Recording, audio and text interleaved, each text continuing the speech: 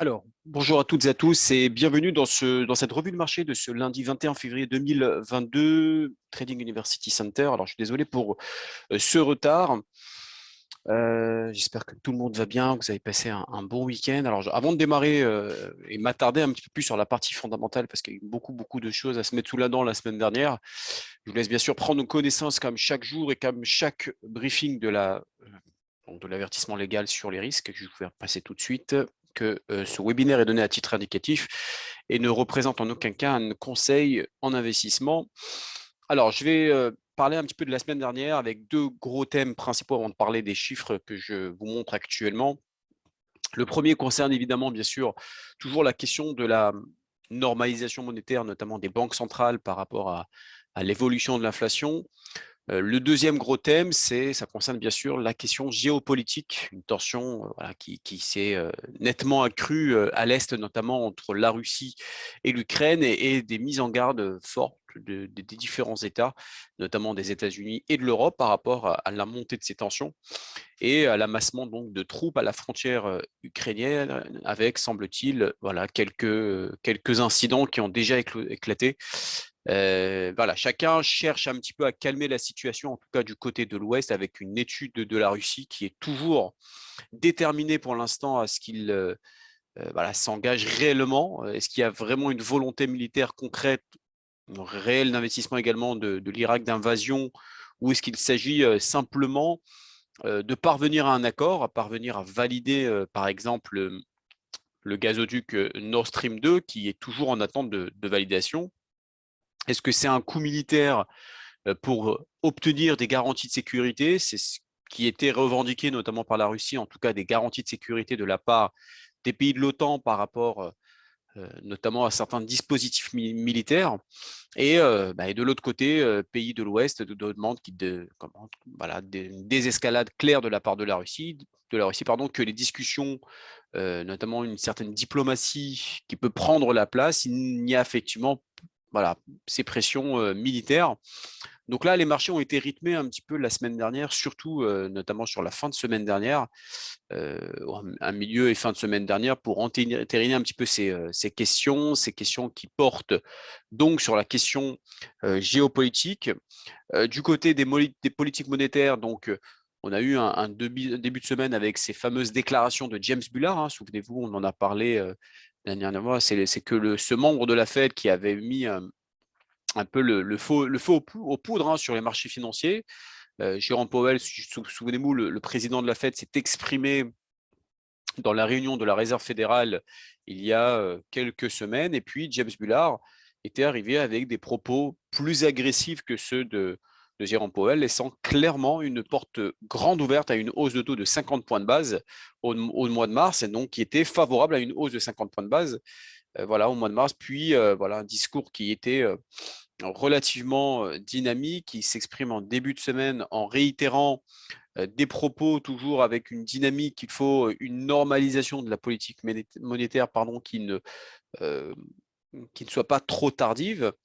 Voilà, il a cependant jeté quand même deux petites choses qui peuvent avoir leur importance. Il dit que la normalisation de la politique monétaire de la Banque centrale américaine devait se faire de manière non destructive pour le marché, c'est-à-dire en gros pas de choc trop important, qui est un ajustement des valorisations, un ajustement des niveaux de taux également pour le marché obligataire, ce que l'on voit d'ailleurs actuellement se faire, hein, des taux qui sont sensiblement remontés depuis le début d'année, c'est une chose, mais il ne faut pas que ça se transforme en, comment dirais-je, en crash obligataire avec des taux qui montent beaucoup trop vite au point de déstabiliser le marché action et une réaction donc de stress des marchés financiers qui commenceraient à migrer sur l'économie avec des risques récessifs. C'est évidemment, bien sûr, pas le rôle de la Fed hein, de faire ça. C'est pas non plus à la Fed pardon, de chercher à trouver le juste milieu entre faire baisser les niveaux de prise d'inflation et puis faire en sorte également que sur les marchés, certaines poches spéculatives dégonflent. Donc on a quand même eu des phases de correction assez musclée sur le marché. Il faut quand même rappeler que l'indice de référence de la finance mondiale, le S&P 500, le plus gros indice américain, a lâché quand même 12-13% par rapport à ses sommets. Le Nasdaq, l'indice des valeurs technologiques, donc bien sûr couvert de croissance, hein, très sensible au taux qui se redresse légèrement. L'indice a lâché quand même plus de 18% depuis le début de l'année. On est quand même sur quelques corrections qui sont sensibles, non pas au début de l'année, pardon, mais depuis leur sommet, hein, depuis les sommets les plus hauts de ces indices. Voilà, on est sur quand même des corrections qui sont sensibles et souvent peut-être un petit peu moins fort, peut-être même un petit peu fort sur la partie européenne parce que l'Europe, on a des valeurs qui sont moins sensibles à la question des taux zéro. Donc, pas de valeur de croissance, pas de gros indices européens. Et puis aussi parce que la rhétorique aujourd'hui de la BCE, certes, a changé, puisqu'elle a quand même évolué en fonction. Quelque chose qui montre que l'inflation a quand même progressé également, non pas qu'aux États-Unis, mais également en zone euro. Mais on voit bien que la marge de manœuvre de la Banque centrale européenne est quand même beaucoup plus importante que la marge de manœuvre de la Fed. Voilà, ça peut jouer, enfin, ça peut jouer un petit peu dans l'appréciation des comportements d'investisseurs, des spéculateurs par rapport aux actifs européens versus actifs américains. Donc ça, c'était le gros thème de la semaine dernière. Alors, ce qui est important à noter également la semaine dernière, comme vous pouvez le constater sur les tableaux que vous avez en face de vous, c'est bien sûr pas mal de chiffres qui sont tombés sur le front des prix. Justement, on sait que ce qui inquiète aujourd'hui le marché et ce qui inquiète la Fed aussi, c'est aussi qu'elle durcit le ton. C'est que les indicateurs de prix, comme par exemple les prix à la production, les prix à la consommation, les prix à l'importation, prix à l'exportation également. Tous ces indices ont cessé de grimper ces derniers mois. La semaine dernière, on a eu quelques indicateurs qui montrent que dans quelques pays, notamment aux États-Unis, qu'on commence probablement à avoir un plafonnement de la hausse de certains indicateurs de prix. On va commencer par les prix à la production aux États-Unis, par exemple.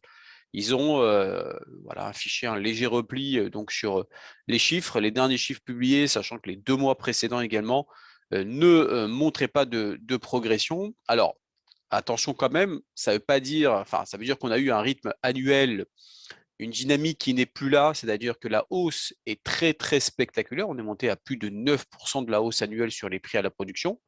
Mais depuis 2-3 mois maintenant, voilà, on a quand même un certain plafonnement, voire une très légère diminution des prix de la production. C'est très très léger, hein, les prix restent quand même sur une dynamique extrêmement forte, donc ce qui n'est pas forcément suffisant, même si on plafonne pour dire ça y est, la Fed ne va rien faire, la Fed va procéder à des hausses de taux. Hein, quoi qu'il en soit, elle continuera à tenir ce discours, de reconstituer sa capacité d'interventionnisme, pardon. Donc, elle doit quand même relever ses taux, hein, et normaliser que le bilan, hein, ce qu'elle a carrément dit, hein, nous devons, on reparlera dans les minutes de la Fed publiées notamment la semaine dernière, mais on constate quand même que certains indicateurs qui sont beaucoup poussés ces derniers mois, un petit plafonnement. Donc, c'est le cas pour les prix à la production. L'indice, les prix à la production aux États-Unis, on remarque également une composante de prix pour l'indice manufacturé de la Fed de Philadelphie. Hein. Il y a plusieurs composantes, voilà, tout ce qui est notamment commande, prix payé. Voilà, donc ce qui concerne différents items dans cet indicateur d'activité manufacturière. Et on remarque également l'indicateur prix payé, donc une commande composante de prix. Eh bien, ça aussi, ça se replie également, un petit peu en repli par rapport au mois précédent. Et puis, surtout, si sur le dernier mois affiche une forme de plafonnement aussi, on voit que cet indice-là, cette composante voilà, de progresse plus ces derniers mois, ça reste calme. On est sur un niveau historiquement assez élevé, mais il y a quand même voilà, plus de dynamisme de progression observé là-dessus. Ce qui peut donc voilà, ce qui peut alimenter un peu ce sentiment qu'on commence à probablement sur, voilà, on remarque un plafond pour plusieurs organismes de prix, notamment au niveau mondial et un petit peu aux États-Unis. On remarque également qu'au Japon, par exemple, les chiffres d'inflation qui sont tombés cette semaine, notamment sur une inflation qui est moins forte en rythme annuel selon les derniers chiffres qui ont été communiqués par rapport donc, au précédent. Ben, le dernier état, c'était 0,5%. Il me semble, je vais quand même revérifier, 0,5%, avec effectivement alors, attendez, je vais quand même vérifier exactement combien ça a monté au niveau du Japon. C'est ça. Ces derniers mois, on était à 0,5%, on était à 0,8% le mois précédent, donc ce qui cause un tassement de l'inflation au Japon. On remarque également en Chine, et ça c'est important aussi, hein, on a eu un début de semaine des chiffres sur la Chine qui montraient là aussi une inflation, hein, vous le voyez, hein, montrer une inflation moins forte qu'attendue en Chine. Donc attention aussi, c'est important pour la Chine, même très important parce que voilà, c'est le début de la chaîne en fait, hein. Si vous commencez à avoir des prix des matières premières qui devront, voilà, si on peut commencer à voir en Chine, là où les produits, ou les biens manufacturiers, donc la Chine qui a exporté jusqu'à présent une inflation, voilà, qui a subi cette inflation à la Chine et qui a exporté vers l'Europe et dans les États-Unis. Mais si on voit qu'à la source, finalement, l'inflation ne progresse plus, que les prix à la production également ne progressent plus, voire même se montrent un petit peu en retrait par rapport au mois précédent, eh bien, ça, c'est probablement un signe, effectivement, que l'on commence à arriver à des niveaux de progression des prix au niveau mondial qui commencent donc à plafonner, et le fait que la Chine envoie des signaux, voilà, c'est plutôt relativement positif. Alors attention, ça ne veut pas dire que du jour au lendemain, encore une fois, les banques centrales vont dire on ne fait plus rien, hein, c'est pas du tout le sujet. Voilà, on va pas, ils vont pas dire oui, on vous a fait peur pendant ces derniers temps avec des hausses de taux, qu'on voulait faire cette année, et en fin de compte on le fera pas. Non, non, on n'est pas du tout dans ce cadre-là. Les banques centrales ne vont rien lâcher, vont pas lever le pied pour l'instant. Il y a un message voilà, qui doit être passé, des niveaux de taux qui doivent beaucoup bouger, enfin un petit peu, en tout cas la rhétorique de la BCE et de la Fed est aussi de faire pour agir que les taux, voilà, pour agir sur les marchés, pour leur envoyer des messages avec même que les taux ne soient réellement remontés. Euh, D'ailleurs, ces redressements de taux souverains, hein, si vous regardez un peu les taux souverains, quand on voit les taux à 10 ans en Europe et les taux à 10 ans aux États-Unis, ça c'est les taux longs, même si on regarde les taux courts à 2 ans américains et 2 ans au niveau européen, on voit que ces taux qui sont sensiblement redressés, eh bien, c'est déjà le marché, c'est comme si, voilà, c'est comme si les hausses de taux, c'est-à-dire que le marché a déjà pricé, entre guillemets, l'anticipation des taux futurs. Donc il y a un effet, bien évidemment, sur l'économie, un effet sur les marchés, alors que la Fed, bien sûr, et la BCE n'ont pas encore relevé leurs taux, eh bien, on voit déjà que c'est des taux qui sont nettement redressés pour la partie du taux de taux souverain. Donc voilà, ça veut dire que la rhétorique seulement de la BCE et de la Fed, sans être passée à l'acte pour l'instant, a suffi à faire bouger les marchés dans le sens souhaité, tout simplement. Donc, ce qui voudrait dire que lorsque les banques centrales procéderont réellement à une hausse de taux, donc au mois de mars pour la Fed, et puis bien sûr plus tard cette année pour la BCE probablement. Normalement, les réactions de marché seront beaucoup moins acerbes, beaucoup moins réactives parce que une bonne partie des taux seront déjà intégrés dans les cours obligataires.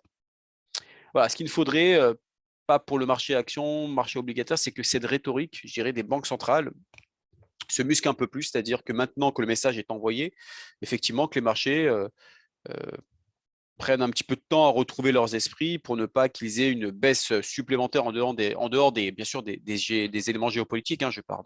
Évidemment, s'il y a d'autres éléments qui peuvent influencer le marché, même si les banquiers centraux gardent pardon, cette ligne de communication, mais ne le raffermissent pas dans les semaines qui viennent, bah, normalement, ça signifie que les marchés ont déjà intégré une partie assez significative de l'impact donc de cette normalisation monétaire.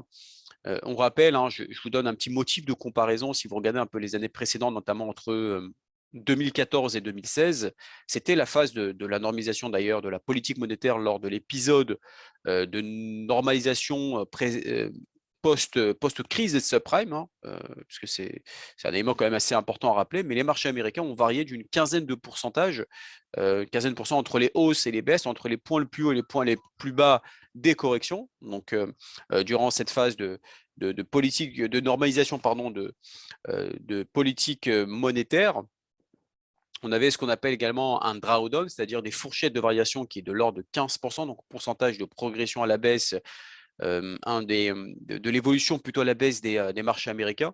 Donc, c'est des niveaux de correction qui sont à noter. Ça ne veut pas dire qu'on n'ira pas, peut-être pas un peu plus bas, mais pour aller plus bas, encore une fois, il faut qu'ils aient des arguments forts. Voilà, ça montre toujours que il y a toujours du stress, il y a du stress géopolitique qui progresse encore, ou que les banquiers centraux continuent de muscler leur discours. Mais là, voilà, on peut quand même dire que ce qu'a dit James Bullard, notamment sur les propos de Jérôme Powell également, c'est quand même des propos particulièrement explicites et donc le marché a une bonne partie de temps intégré ça au niveau de la valorisation.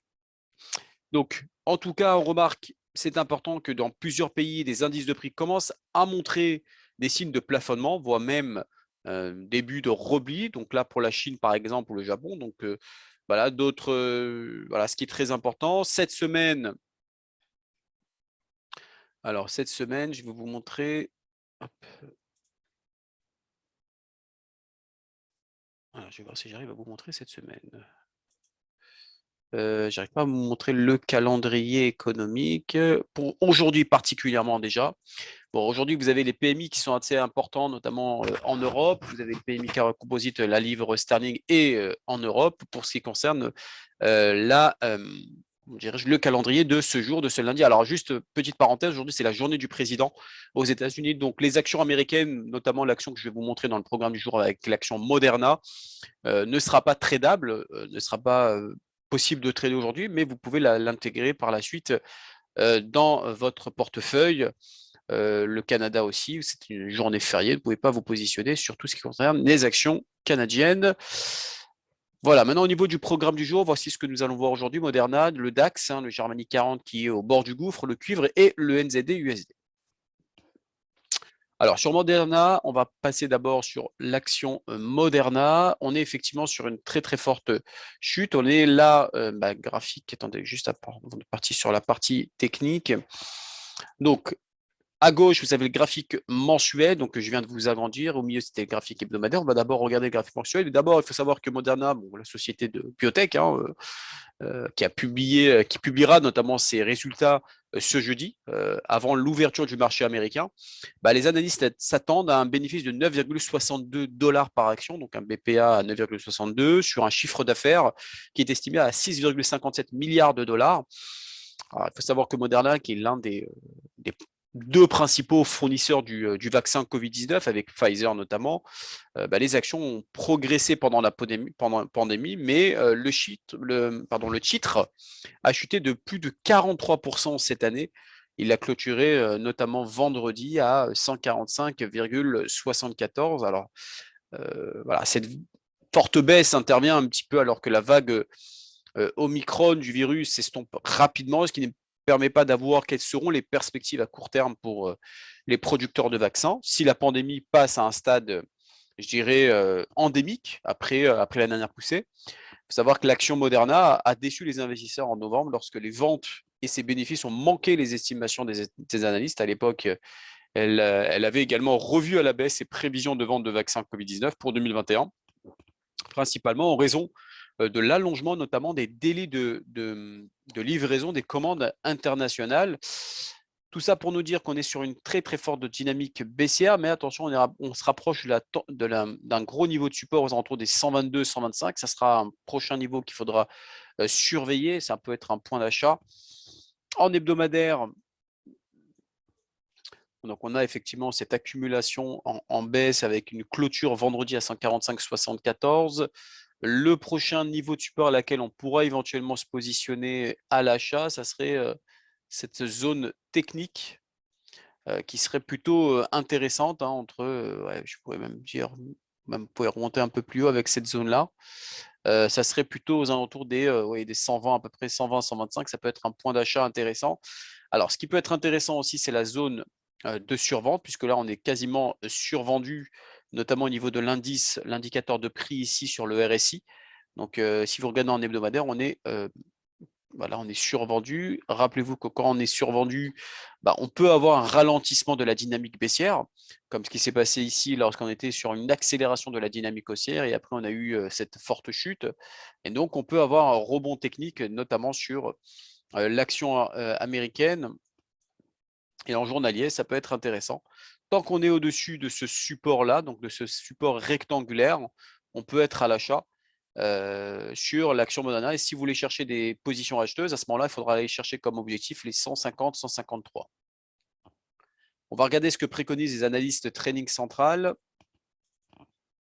Alors, qui envisage, tant qu'on est au-dessus des 127,30, un achat pour aller chercher Alors, je n'arrive pas à bien voir les 174, voire les 185 sur du moyen long terme. La dernière analyse a été faite le vendredi à, mmh, à 21h22.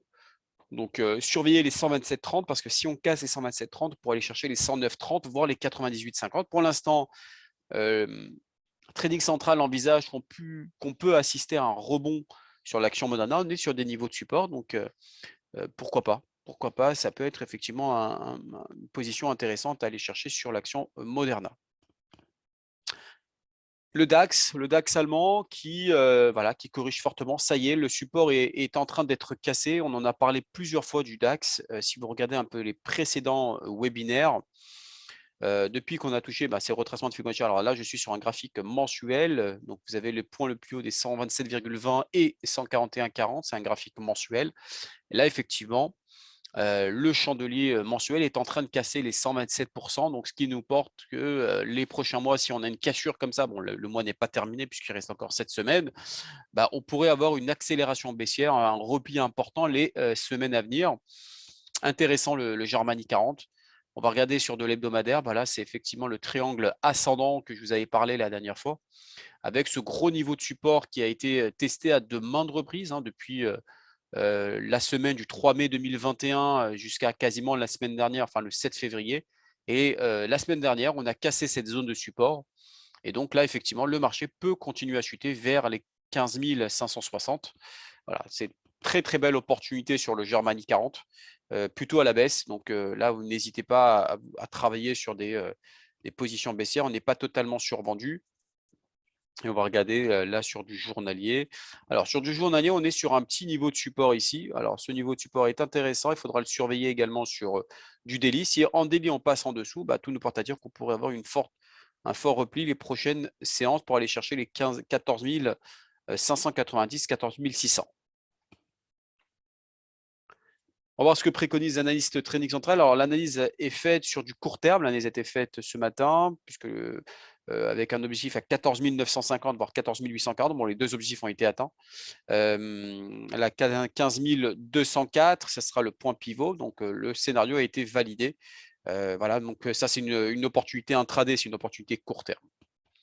Le cuivre, alors il y a une analyse qui a été faite notamment la semaine dernière sur le cuivre, qui a un énorme potentiel pour bien repartir.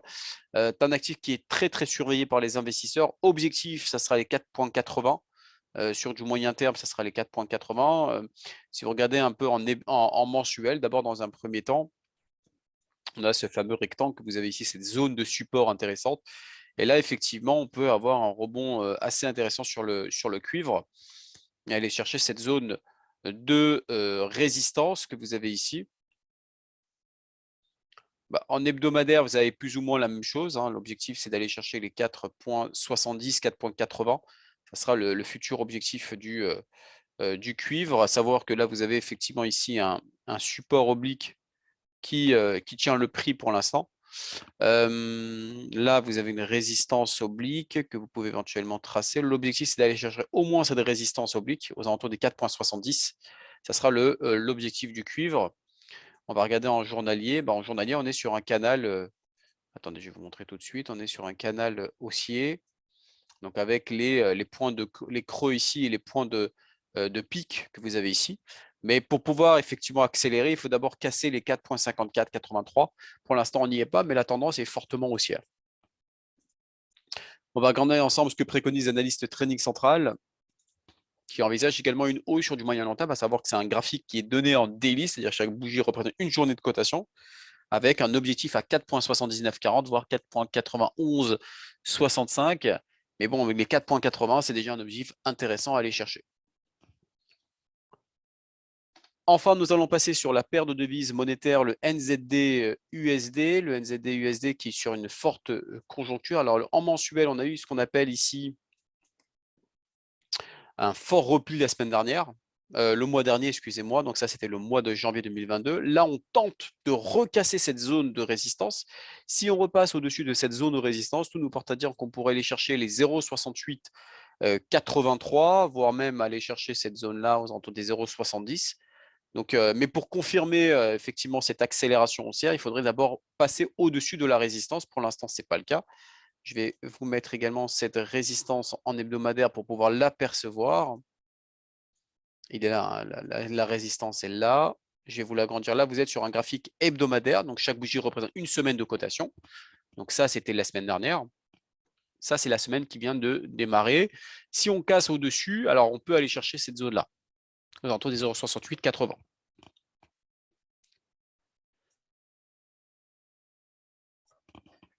On va regarder sur du journalier. Voilà, très belle incursion haussière, une très belle impulsion haussière. On va regarder un petit peu plus sur avec des résistances. Donc là, on a effectivement une résistance intéressante. Bah oui, le marché peut bloquer à ce niveau-là pour l'instant. Donc on a une petite résistance oblique à ce niveau-là. Bien évidemment, si on casse cette résistance oblique, on peut aller chercher le plat du SSB ici, du nuage baissier. Vous avez même un canal baissier, hein. Si vous regardez bien, on est effectivement sur un canal baissier. Et là, effectivement, tant que le marché n'a pas cassé cette résistance oblique, on ne peut pas acheter, même si la dynamique est fortement haussière, hein. Donc là, pour l'instant, c'est haussier. C'est haussier. En plus, on n'est pas suracheté ici. Vous voyez, il a encore, le RSI a encore de la marge en face de lui. À partir du moment où c'est cassé, bah, vous reportez ce que vous avez à l'intérieur du canal. D'accord? Donc, je reporte exactement ce que j'ai à l'intérieur. Je le reporte au-dessus pour aller chercher des objectifs. Donc, si je recherche des objectifs, ça pourrait être aux alentours des 0,70 à peu près. Voilà pour le NZD-USD. Je vais vous montrer l'analyse trading centrale. Hop.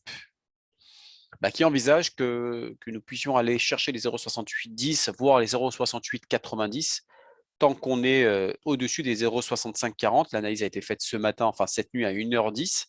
Donc, tant qu'on est au-dessus des 0,6540, on reste à l'achat. Voilà pour ce lundi 21 février 2022. Je vous souhaite à toutes et à tous une excellente journée. Je vous dis à demain pour un prochain briefing.